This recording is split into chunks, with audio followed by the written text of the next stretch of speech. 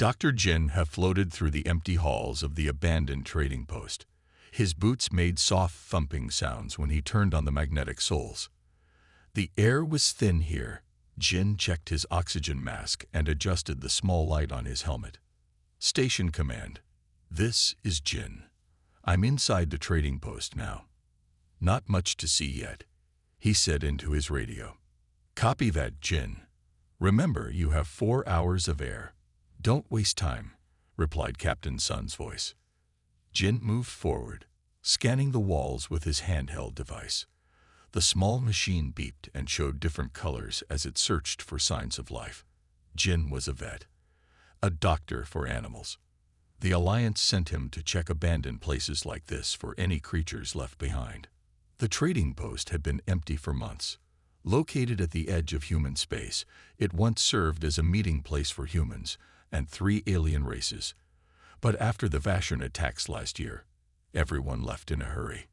Jin's scanner suddenly lit up bright green. That's strange, he muttered.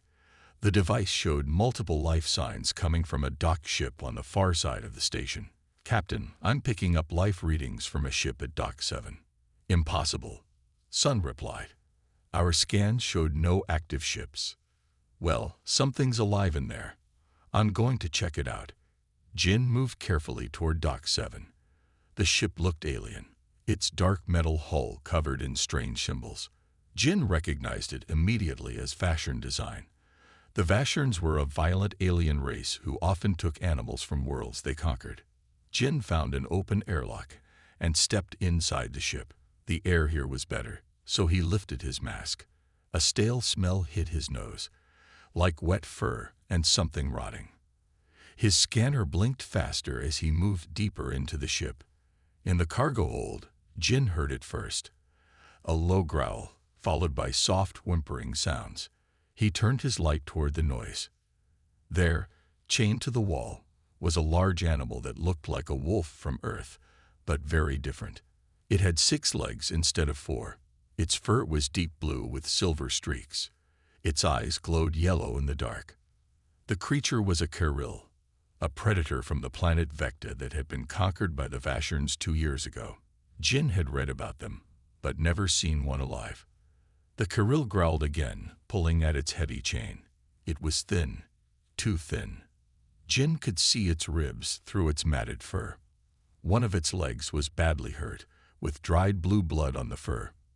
But what made Jin's heart beat faster was what he saw behind the Kirill. In a nest made of torn metal and insulation, 5 small pups huddled together. They were tiny versions of their mother, with fluffy blue fur. Their eyes weren't open yet. Oh no, Jin whispered. He checked his scanner. The pups were very weak. 2 showed such faint life signs that Jin worried they might not survive the day. Jin took a small step forward. The mother Kirill snapped her teeth and growled louder. She was trying to look fierce, but Jin could tell she barely had the strength to stand. It's okay, Jin said softly. He reached into his pack and took out his translator. The small device could make sounds that calmed Earth animals. Jin hoped it might work on the Kirill too. The translator made soft, low humming sounds. The mother Kirill's ears twitched, but she kept growling. Jin tried another approach. He slowly took out a protein bar from his pocket, unwrapped it, and tossed half of it toward the Kirill. The creature sniffed the food but didn't move to eat it. You need to eat, Jin said, knowing she couldn't understand his words. Your pups need you to stay strong. Jin checked the time. He had been in the ship for 20 minutes already. He needed to make a decision. The pups needed medical care right away. The mother needed food, water, and treatment for her injured leg. But moving them would be difficult. The mother was scared and might fight him. And the pups were so small, moving them could be dangerous. Jin tapped his radio. Captain Sun, I found a Kirill mother and 5 pups. They were left here by the Vashons. They're in bad shape. After a long silence, Sun replied, Leave them, Jin. We don't need alien wildlife on the station. Jin frowned. Captain, they'll die if I leave them. The pups are starving. That's not our problem, Sun said firmly. Kirils are dangerous predators. Even if you could save them, where would they go? No one wants them. Jin looked at the mother Kiril. Despite her weakness, she had positioned herself between Jin and her pups. She was willing to fight to her last breath to protect them. I can't leave them, Captain, Jin said. It's not right. Jin moved back to the door and set down his medical bag. He took out a portable scanner and pointed it at the Kiril family. The readings confirmed his fears. The pups were suffering from severe malnutrition. One had an infection. The mother had a broken leg that had healed badly, making it permanently crooked. Jin also noticed something strange. The scanner showed unusual brain activity in the mother Kiril, much more complex than what should be normal for her species, and there were strange marks on her neck that looked like surgical scars. The Vasherns were experimenting on you, weren't they? Jin whispered. The Kiril tilted her head slightly, as if trying to understand his words. Jin made a decision. He opened his medical kit and prepared a nutrient spray, a fine mist that could be absorbed through the skin. It wouldn't be enough, but it might help the pups survive until he could figure out how to gain the mother's trust. He also prepared a sedative, just in case the mother attacked, though he hoped he wouldn't need to use it. I'm going to help you, Jin said softly. I just need you to trust me a little. The Kiril watched him with those glowing yellow eyes. There was intelligence there, not just animal instinct, but something more. Jin called the station again. Captain, I'm staying here tonight. I'll set up a treatment area for the Kirils. Please send Todd with additional medical supplies. Jin, this is against protocol, Sun warned. Then write me up when I get back, Jin replied. But I'm not leaving them to die. As Jin prepared a small camp in the cargo hold, he decided to give the mother Kiril a name. I'll call you Sora, he said. In his grandmother's village, Sora meant sky, fitting for her blue fur. Sora watched him warily as darkness fell over the abandoned ship, both of them unsure what the morning would bring. Jin woke to a soft beeping from his wrist device. He had slept on the floor of the cargo hold, keeping a safe distance from Sora. The blue alien wolf was still watching him, her yellow eyes glowing in the dim light. Good morning, Sora, Jin said quietly. He checked his scanner. The pup's life signs were still weak, but they had made it through the night. That was something. Jin's radio crackled. Jin, this is Ta. I'm at the docking bay with supplies. Jin smiled. Ta was the station's medical technician and Jin's friend. If Captain Sun had sent him, maybe the captain wasn't as heartless as he seemed. I'll meet you at the airlock, Jin replied. Before leaving, Jin took out another protein bar and tossed it closer to Sora. This time, when he turned to leave, he heard the sound of the wrapper being torn. Sora was eating. Todd was waiting at the airlock with 2 large bags. He was shorter than Jin, with round glasses and a serious face. You look terrible, Ta said when he saw Jin. Nice to see you too, Jin replied with a tired smile. They walked back to the cargo hold. When Ta saw Sora and her pups, he stopped and stared. She's beautiful, Ta whispered. I've only seen pictures of Kirils before. Sora growled at the new human but didn't try to lunge at them. Jin counted that as progress. Captain Sun changed his mind. Jin asked as they set down the bags. Ta shook his head. Not exactly. He said I could bring you supplies, but you still need to return to the station by tomorrow, without the Kirils. Jin frowned. The pups can't be moved yet, and I can't leave them. I know, Ta said. That's why I brought enough supplies for a week, not a day. They unpacked medical equipment, food, water, and a portable habitat dome. Jin was touched by Ta's support. Let's examine the pups first, Jin said. But we need to get past Sora. Jin prepared a special meat paste with mild sedatives. Not enough to knock Sora out completely, but enough to make her calm. He placed it in a bowl and slid it toward her. Sora sniffed the food suspiciously. It's okay, Jin said softly. It will help you feel better. After a few minutes, Sora ate the food. Soon, her eyes became heavy, and she lay down next to her pups, still alert but more relaxed. Jin and Ta moved closer, step by step. Sora growled weakly but didn't attack. They set up their equipment just out of her reach. "I need to scan the pups properly," Jin said. "Can you distract her?" Ta nodded and moved to Sora's side. He began talking to her in a gentle voice, while Jin carefully reached for the first pup. The tiny creature was warm but too light. Its breathing was shallow. Jin placed it on a small scanner pad. "This one has a respiratory infection," Jin said, "and severe malnutrition." He gave the pup an injection of antibiotics and nutrients, then carefully returned it to the nest. He repeated this process with each pup. The fourth pup was the weakest. Its life signs were fading. "This one might not make it," Jin said sadly. "Don't give up," Tai replied. "You're the best vet in the sector." Jin worked quickly, giving the small pup extra care. He wrapped it in a thermal blanket and gave it special medicine. While they worked, Jin noticed Sora watching them. There was something in her eyes, not just animal awareness, but deeper understanding. "Ta, look at her," Jin whispered. "She knows we're trying to help." Ta looked at Sora's face. "You're right. That's not normal Kiril behavior. They're supposed to be aggressive." Jin moved closer to Sora herself. "Let me check your leg now." To their surprise, Sora shifted her injured leg toward Jin, as if offering it for examination. "That's impossible," Ta said. "She's acting like she understands." Jin carefully touched Sora's leg. The break had healed badly. He couldn't fix it completely, but he could ease her pain. As he worked, Jin noticed more unusual things about Sora.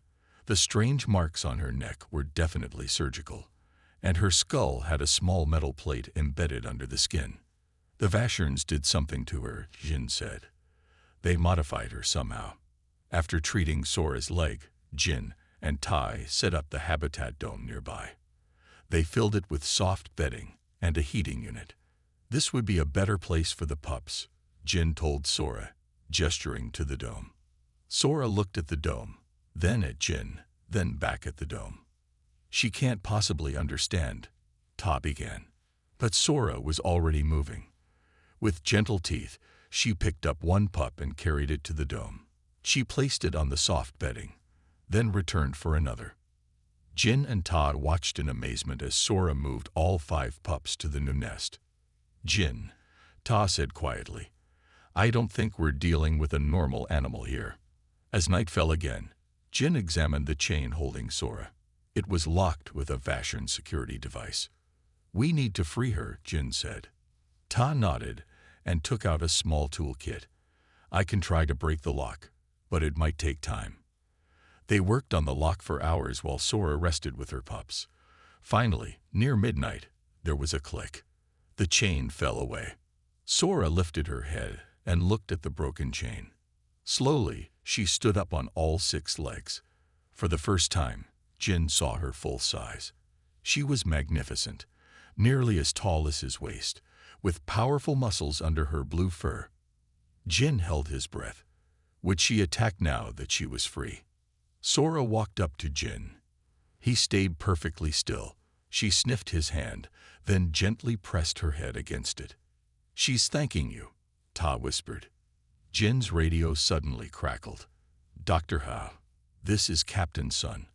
I'm sending a security team to bring you back to the station tomorrow morning." Jin looked at Sora and her pups. They were improving, but still weak. They needed more time. "We can't leave them," Jin told Ta. "And we can't let Sun's team find them." "What are we going to do?" Tai asked. Jin looked around the ship. "We need to hide them. Or..." An idea formed in Jin's mind. A risky, probably career-ending idea. "Ta," Jin said slowly, "how hard would it be to sneak them onto the station?" Tai's eyes widened. "You're not serious." "I've never been more serious," Jin replied. "These aren't just animals. Sora is different. Special. We need to protect her. Ty adjusted his glasses and sighed. The maintenance bay in Section 12 is unused. If we could get them there. Sora watched them talk, her intelligent eyes moving from one human to the other. Somehow, Jin felt she understood what was happening. We'll need to move fast, Jin said, and hope Captain Sun doesn't court-martial us both. As they made plans, the smallest pup began to make tiny howling sounds in the dome. Its eyes were open now, bright yellow, just like its mother's. For the first time since finding them, Jin allowed himself to hope. They might actually save this strange family after all. The early morning lights of the station corridor were dim as Jin pushed a large medical container down the empty hallway. Tai walked beside him, looking nervous. "Stop acting suspicious," Jin whispered. "You'll give us away." "Sorry," Tai replied. "I've never smuggled alien wolves before." Inside the container, Sora lay quietly with her 5 pups. The container had air holes and was lined with soft bedding, but it was still a tight fit for the chiral family.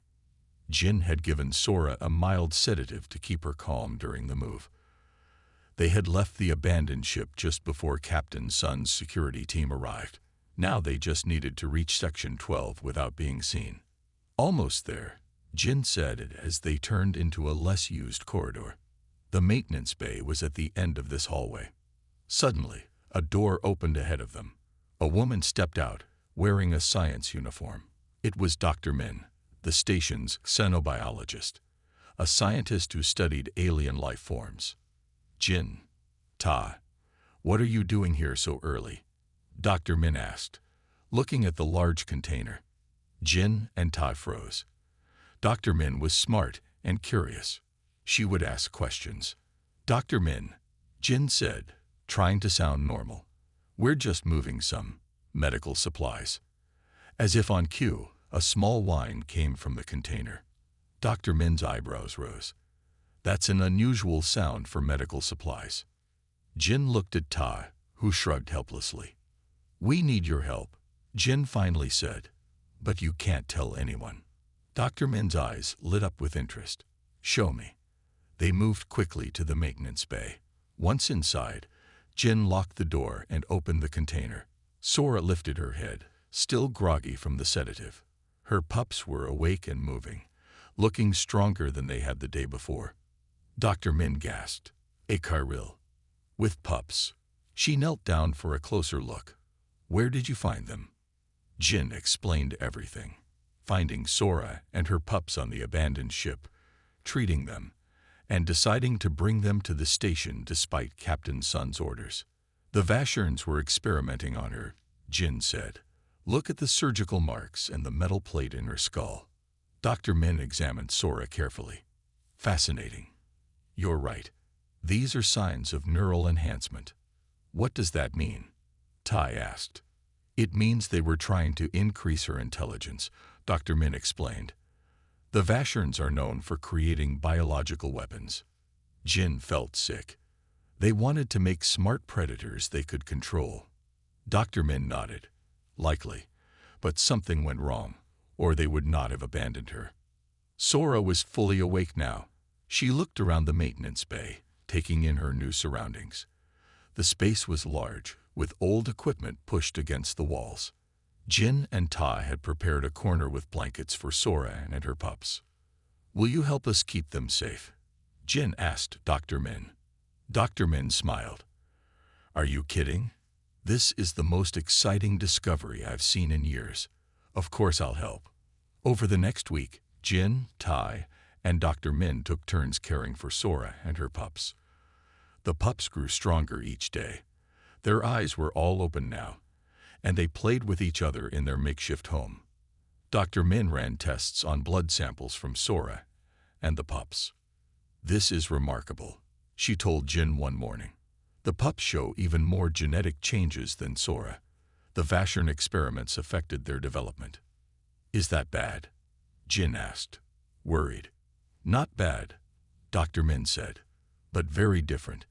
Their brain structures are more complex than normal Kyrils. They might develop in ways we can't predict." As if to prove her point, One of the pups, the smallest one that had been the weakest, approached Jin and stood on its hind legs. It placed its front paws on Jin's knee and made a sound that almost seemed like an attempt at speech. "Did you hear that?" Tai asked, amazed. Jin nodded. It sounded like it was trying to talk. Dr. Min recorded the sound and played it back. Their vocal structures weren't designed for speech, but with these neural enhancements, it's possible they might develop some form of communication. Their secret couldn't last forever. 2 weeks after bringing Sora to the station, Captain Sun called Jin to his office. "Dr. Ha," Captain Sun said sternly, "there are rumors about unauthorized alien life forms on my station." Jin tried to look surprised. "Sir, don't play dumb, Dr. Sun said. "I know what you did. The question is what I'm going to do about it." Before Jin could respond, there was a knock at the door. An older man with gray hair entered. Jin recognized him as Han, a retired military pilot who now worked as a transport coordinator. "Sorry to interrupt," Han said, "but I heard about our visitors." He turned to Jin. "The Kirill and her pups, right?" Jin sighed. "Does everyone know?" Han smiled. "Small station, big news." He turned to Captain Sun. "Captain, I have a proposal." Han explained that he owned land on a terraformed moon orbiting a nearby planet. The area was remote, with plenty of space and a compatible atmosphere for Kirills. "I was thinking of starting a sanctuary for displaced alien species," Han said. "Sora and her pups could be the first residents." Captain Sun frowned. "You want to create a zoo?" "Not a zoo," Han corrected. "A sanctuary. A place where creatures like Sora can live safely, away from those who would harm them." He looked at Jin. "With proper veterinary care, of course."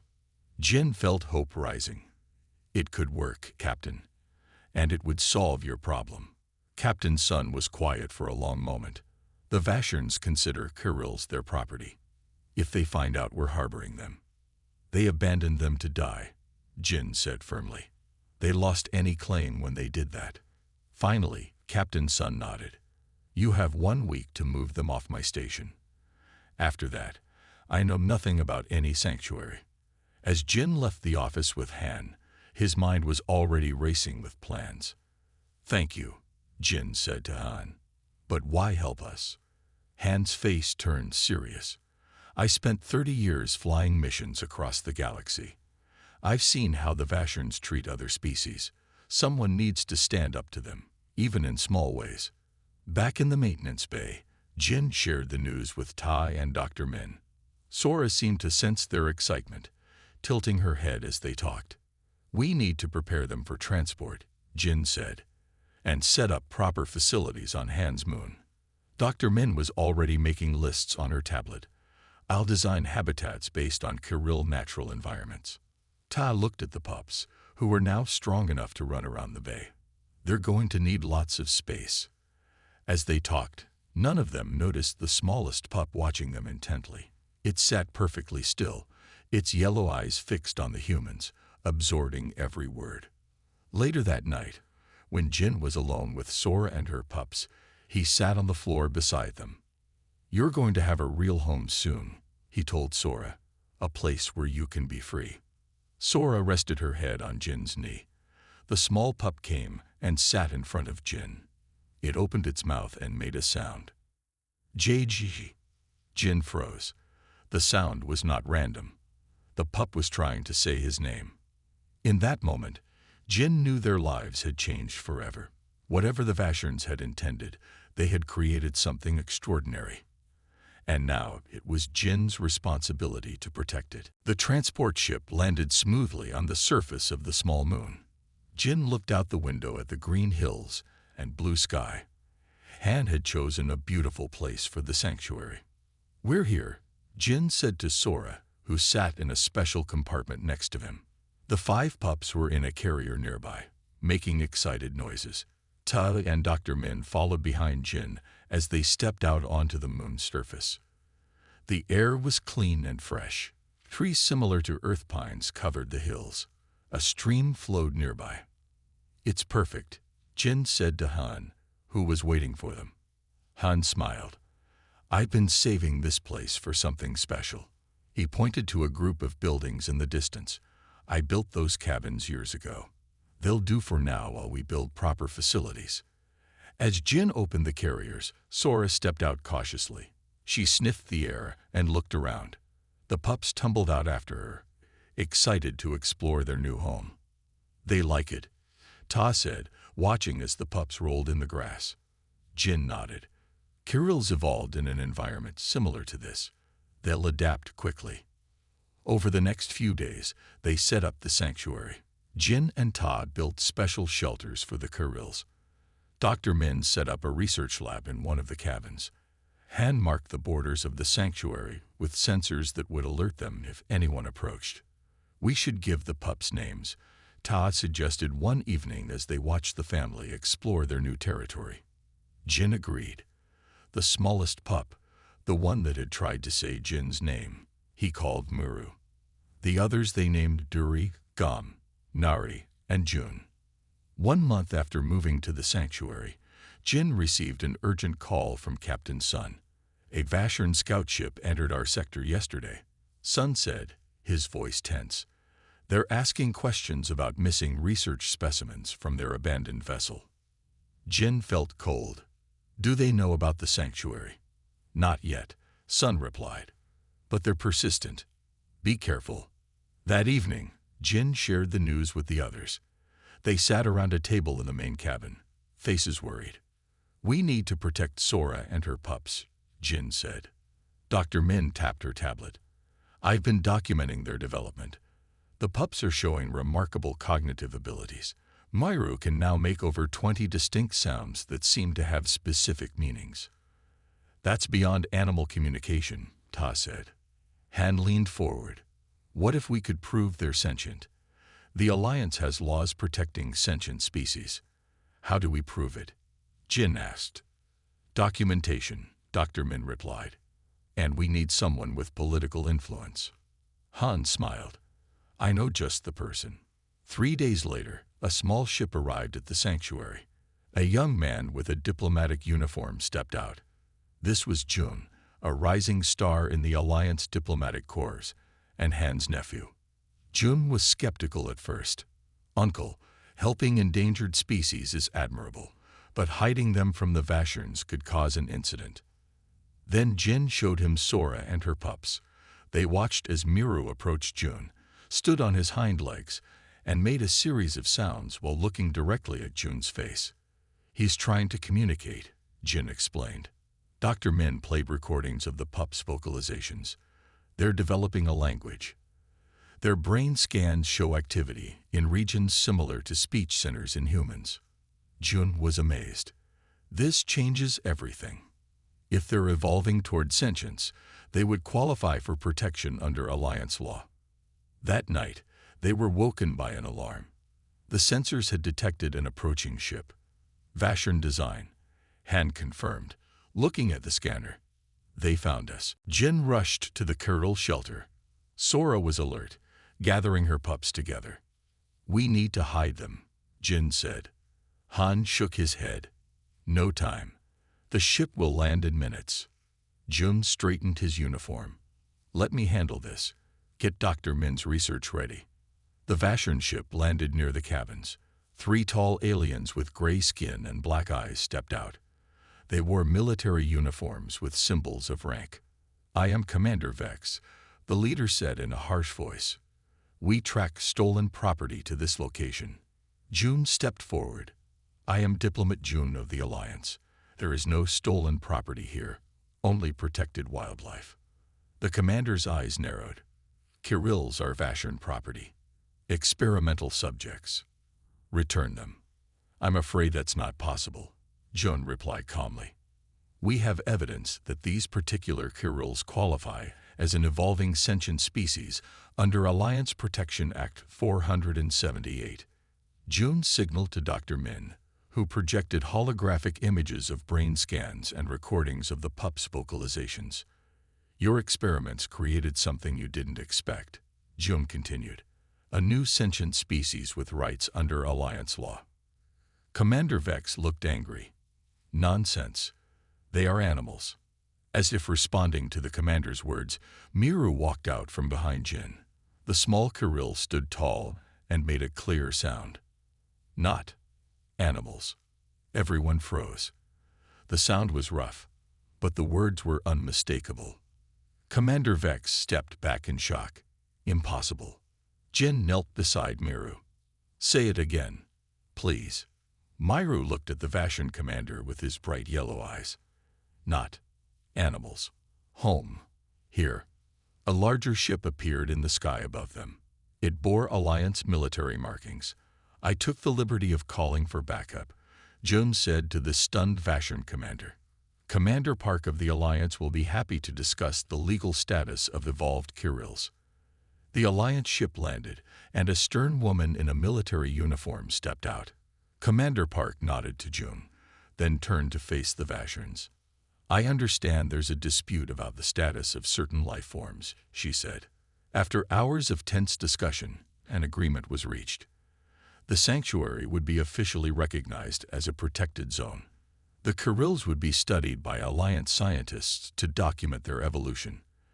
And most importantly, they would be classified as a developing sentient species with provisional rights. As the Vashan ship left, Jin sat with Sora and her pups under the stars. You're safe now, he told them. Sora leaned against him.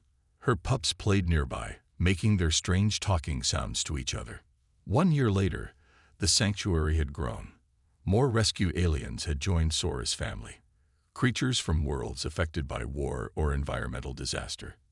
Jin had moved permanently to the moon, working as the sanctuary's chief veterinarian. Miru and his siblings could now speak over 50 human words. They were learning to read simple texts. Dr. Min believed they would continue to develop more complex language skills as they matured. One evening, as Jin finished his daily rounds, he found Miru waiting for him outside the clinic. Jin, Miru said clearly. The pup was not so small anymore. He stood as high as Jin's hip, his blue fur shining in the sunset. Yes, Miru, Jin replied. Miru looked at Jin with those intelligent yellow eyes. Thank you for finding us. Jin knelt down and placed his hand on Miru's head. Thank you for showing us what's possible when we take the time to care for each other, no matter how different we seem. As stars appeared in the sky, Jin thought about how one small choice, the decision to help rather than walk away, had changed the course of so many lives, including his own. On a distant moon, a new kind of family had found its home.